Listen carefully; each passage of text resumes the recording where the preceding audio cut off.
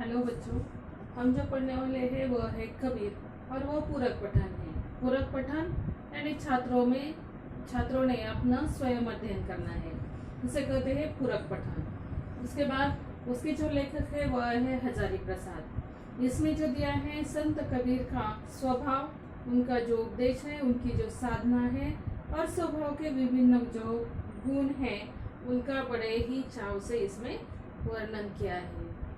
हिंदी साहित्य के 1000 वर्ष के इतिहास में कबीर जैसा व्यक्तित्व कोई लेकर नहीं आया। महिमा में यह व्यक्तित्व केवल एक ही प्रतिद्वंद्वी जानता है, तुलसीदास। परंतु तुलसीदास और कबीर के व्यक्तित्व में बड़ा अंतर था। इसमें जो वर्णन किया है वह है कबीर का, उनके व्यक्तित्व का, और उनका जो प्रतिस्पर्धी है वह प्रतिद्वंद्वी यानी प्रतिस्पर्धी वह है तुलसीदास। लेकिन तुलसीदास जो है वह प्रतिस्पर्धी है उनके लिए, परंतु तुलसीदास और कबीर के व्यक्तित्व में बड़ा अंतर है। दोनों का जो स्वभाव है वह अलग अलग है। यद्यपि दोनों ही भक्त थे, परंतु दोनों स्वभाव, संस्कार और दृष्टिकोण में एकदम भिन्न थे।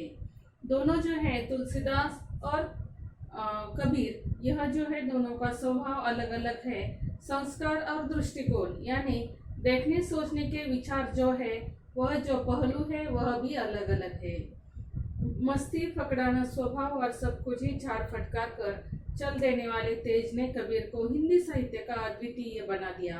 और इसी तरह हिंदी साहित्य में यह जो संत कबीर है उन्होंने अपना बहुत नाम कमा दिया। उनकी वाणी में सब कुछ को पाकर उनका सर्वजयी व्यक्तित्व विराजता रहता है। उसी ने कबीर की वाणी में अनन्य साधारण जीवन रस भर दिया है। कबीर की वाणी का अनुकरण नहीं हो सकता, अनुकरण करने की भी चेष्टाएं व्यर्थ है। संत कबीर जो है उनकी तुलना कोई भी नहीं कर सकता, उनकी जैसा अनुकरण करने का प्रयास कोई भी नहीं कर सकता। अगर कोई करता है तो वह व्यर्थ यानी फिजूल हो जाता है, वह सिद्ध नहीं होता। कबीर की वाणी वह लता है जो योग के क्षेत्र में भक्ति का बीज पड़ने से अंकुरित हुई थी। उन दिनों उत्तर के हठ युगी और दक्षिण के भक्तों में मौलिक अंतर था। और इसमें जो दिया है हठ योगी यानी योग करने वाले जो है उत्तर और दक्षिण की तुलना यह कबीर ने की है। एक टूट जाता था पर झुकता न था, दूसरा झुक जाता था पर टूटता न था। इसी तरह का दोनों का अंतर है उत्तर और दक्षिण के।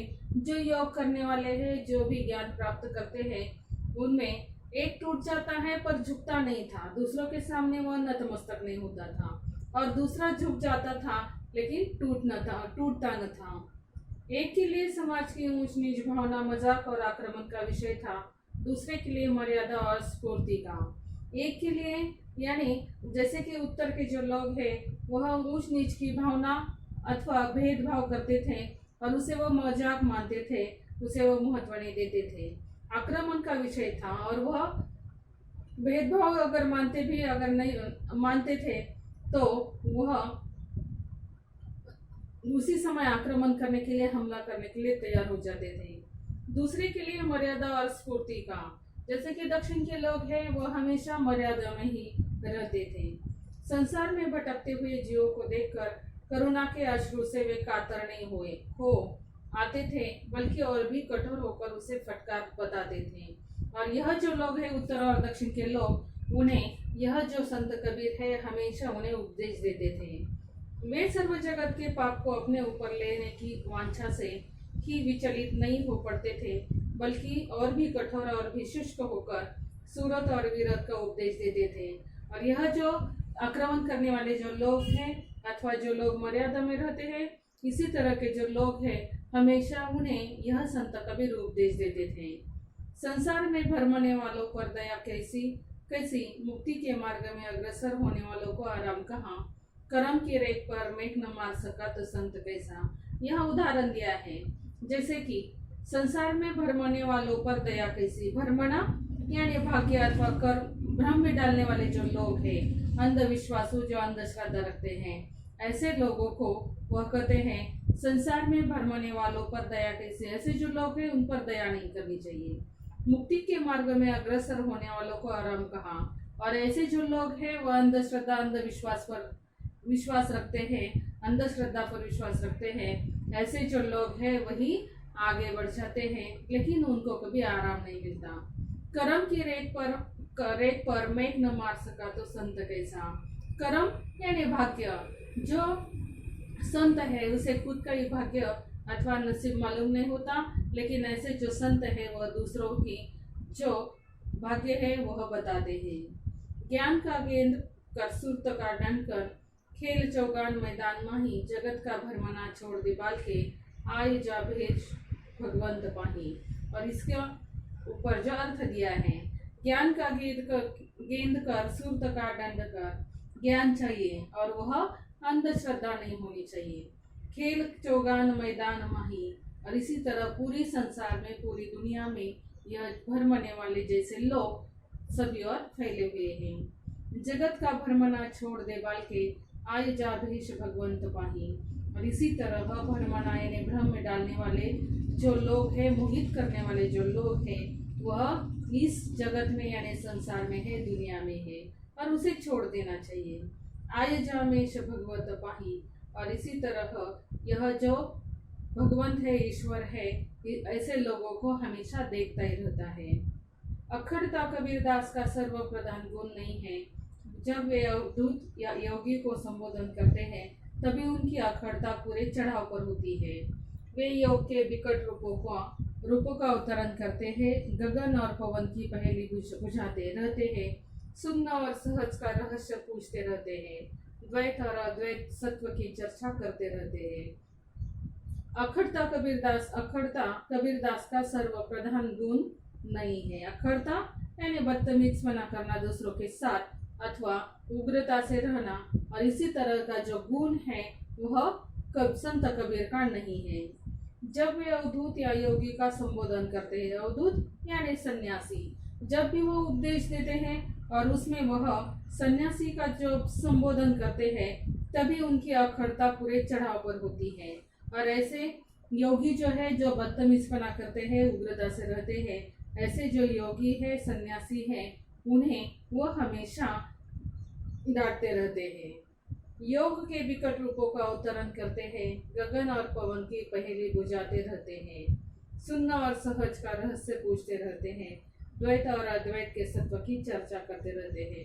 उसके लिए कहा है, अवधू अच्छा रहू सो न्यारा, जो तुम पवना गगन चढ़ाओ, गुफा में बासा, गगना पवना दोनों बिन से कहा गया जोग तुम्हारा। और इसी तरह इसमें दिया है, अवधू यानी सन्यासी, अचरहु यानी आत्मा, सो न्यारा, सन्यासी का जो आत्मा होता है वो न्यारा यानी अलग होता है, जो तुम पवना गगन चढ़ाओ। और इसी तरह यह जो सन्यासी है, जो सन्यासी की तरह रहते हैं, वह ऊपर गगन यानी आकाश की तरफ चढ़ जाते हैं, गुफा में बासा। और इसी तरह जो अच्छे सन्यासी नहीं होते वह गुफा में ही रह जाते हैं, वही निवास करते हैं। गगन और पवना दोनों बिन से, और इसी तरह गगन और पवन दोनों भी नष्ट हो जाते हैं, कह गया जोग तुम्हारा। इसी तरह यह जो योग है वह सबसे निराला है। गगना मध्ये ज्योति झलके, पानी मध्ये तारा, घटिके नीर विनसिने तारा, निकरी गए के ही द्वारा। गगना मध्ये ज्योति झलके यानी मध्य, मध्य में गगना यानी आकाश, आकाश में मध्य में जब ज्योति यानी जो ज्योति मतलब जो नक्षत्र है, तारा है, वो झलकने लगता है। उसी तरह पानी मध्य तारा, जब हम आकाश से नीचे वह तारा देखते हैं, नक्षत्र यानी चांदनी उस पानी में देखते हैं, तब हमें वह दिखाई देती है। घटिके नीर विनसिने तारा, निकरी गए कहे द्वारा।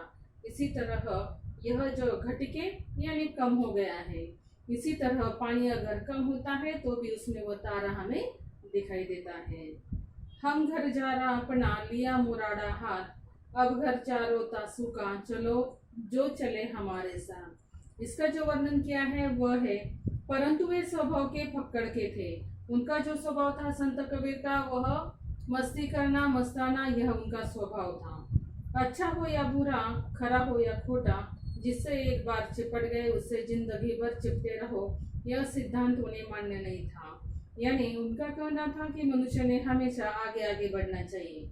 अच्छा हो या बुरा, खरा हो या खोटा, सच हो या खोटा हो, फिर भी जिससे एक बार चिपट गए तो उससे चिपट कर नहीं रहना चाहिए। जिंदगी भर उसके साथ ही नहीं रहना चाहिए, तो हमें आगे बढ़ना चाहिए। यह सिद्धांत उन्हें मान्य नहीं था, यानी हमेशा आगे बढ़ना चाहिए, यह उनका मानना था। वे सत्य के जिज्ञासु थे और कोई मोह ममता उन्हें अपने मार्ग से विचलित नहीं कर सकती थी। वह सत्य के जिज्ञासु यानी ज्ञान प्राप्त करने के लिए वह हमेशा तैयार रहते थे। इसीलिए कौन से भी मोह ममता यानी माया में वह नहीं फंस जाते थे और वह विचलित भी उससे नहीं होते थे, तो आगे बढ़ जाते थे। वे अपना घर जलाकर हाथ में मुराड़ा लेकर निकल पड़े थे। मुराड़ा यानी जलती हुई जो लकड़ी है वह हाथ में लेकर वह हमेशा उसी के प्रकाश के साथ वह आगे बढ़ते थे, उसी को साथ बनाने को तैयार थे। यानी वह जो मुराड़ा था, जो प्रकाश था, उसे लेकर ही वह आगे बढ़ना चाहते थे। उनके हाथों अपना भी घर जलवा सके और इसी तरह वह हम खुद के हाथ में वह लकड़ी लेकर, जलती हुई लकड़ी लेकर वह हमेशा आगे बढ़ना चाहते थे। हमन है इश्क मस्ताना, हमन को होशियारी क्या, रहे आजाद या जग से, हमन दुनिया से यारी क्या। जो बिछड़े हैं प्यारे से, भटकते दर बदर फिरते, हमारा यार है हमें, हमन को इंतजारी क्या। इसका वर्णन क्या है? वे सिर से पैर तक मस्त मौला थे। मस्त मौला यानी वह हमेशा पुराने कृतों का हिसाब नहीं रखते, तो वर्तमान के समय में वह जीना चाहते थे। वे सिर से पैर तक मस्त मौला थे। मस्त जो पुराने कृत्यों का हिसाब नहीं रखता, वर्तमान कर्मों का सर्वस्व नहीं समझता और भविष्य में सब कुछ झाड़ फटकार कर निकल जाता है। जो दुनियादार किए कराए का लेखा जोखा दुरुस्त कर रखता है, वह मस्त नहीं हो सकता। जो अतीत का चिट्ठा खोले रहता है, वह भविष्य का क्रांतदर्शी बन सकता है। जो मत वाला है, वह दुनिया के माप जोख से अपनी सफलता का हिसाब नहीं करता। कबीर जैसे फक्कड़ को दुनिया की होशियारी से क्या वास्ता। ये प्रेम के मत वाले थे, मगर अपने को उन दीवानों में नहीं गिनते थे जो माशूक के लिए सर पर कफन बांधे फिरते हैं। इसमें जो दिया है वह है उनका स्वभाव और वह मस्त मौला थे। मस्त यानी जो पुराने कृत्यों का हिसाब नहीं रखता और वर्तमान के कर्मों को सर्वस्व नहीं समझता और भविष्य में सब कुछ झाड़ फटका कर निकल जाता है। इसका अर्थ है जो पुराने कृत्यों को यानी भूतकाल का समय, उन पुराने कृत्यों का जो भी हम काम करते हैं, कृत्य मतलब कार्य काम करते हैं, उसका हिसाब नहीं रखता, वर्तमान कर्मों का सर्वस्व नहीं मानता। जो अभी हम काम कर रहे हैं उसे ही सर्वस्व नहीं मानना। भविष्य में सब कुछ झाड़ फटकार कर निकल जाता है। आने वाला जो समय है उसमें हम जो काम करते हैं उससे आगे बढ़ना हम चाहते हैं, उसे कहते हैं मस्त। जो दुनियादार किए कराए का लेखा जोखा दुरुस्त रखता है, वह मस्त नहीं हो सकता। जो दुनिया का किए कराए का लेखा जोखा जो व्यवहार है, वह व्यवहार भी दुरुस्त रखता है, वह मस्त नहीं होता। जो अतीत का चिट्ठा खोले रहता है, वह भविष्य का क्रांतिदर्शी नहीं बन सकता। जो अतीत मतलब पुराना समय और पुराने समय का जो हम काम करते हैं उसे खोल कर रखते हैं, वह जो मनुष्य है, आदमी है, वह भविष्य में कभी भी आगे नहीं बढ़ सकता अथवा क्रांतदर्शी यानी दूरदर्शी नहीं बन सकता, यानी वह आगे नहीं बढ़ सकता। जो मत वाला है वह दुनिया के माप जोख से अपनी सफलता का हिसाब नहीं रखता। मत वाला यानी स्वार्थी जो लोग हैं वह दुनिया में हमेशा माप जोख यानी दूसरों के साथ का जो व्यवहार है वह रखते हैं। ऐसे जो लोग हैं वह अपनी सफलता का हिसाब नहीं करता और इसी तरह जो व्यवहार करने वाले मत वाले यानी स्वार्थी लोग हैं वह कभी भी आगे नहीं बढ़ सकते, अपने काम में सफल नहीं हो सकते। कबीर जैसे फक्कड़ को दुनिया की होशियारी से क्या वास्ता। और इसी तरह यह जो संत कबीर है वह कहते हैं कि यह जो दुनिया है, संसार है, ऐसे लोगों के साथ मेरा कोई भी रिश्ता नहीं है, वास्ता नहीं है। ये प्रेम के मत वाले थे, मगर अपने को उन दीवानों में नहीं गिनते थे जो माशूक के लिए सर पर कफन बांधे फिरते हैं। ऐसे जो लोग हैं और मत वाले जो लोग हैं, स्वार्थी लोग हैं, वह दूसरों का विचार नहीं करते। ये प्रेम के मत वाले थे, मगर अपने को उन दीवानों में नहीं गिनते थे। कौन से दीवाने? जो अपने माशूक पर प्रेम करते हैं, प्यार करते हैं। इसी तरह के यह लोग नहीं है।